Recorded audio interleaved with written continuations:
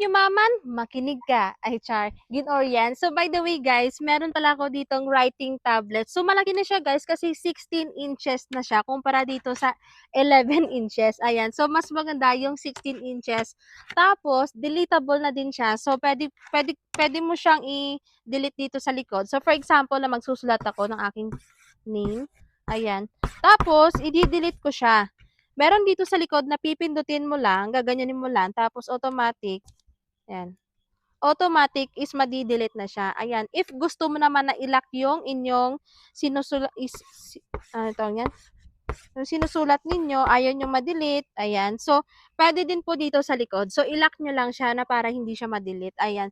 O, diba, 16 inches na ito mga mima ko. Tapos, kung addict talaga yung mga anak ninyo, regaluhan nyo nito kasi nga, para naman ma-attract sila na hindi talaga sila ma-addict sa mga gadgets. So, maganda itong ating writing tablet kasi nga, 16 inches na siya kaysa dito sa 11 inches.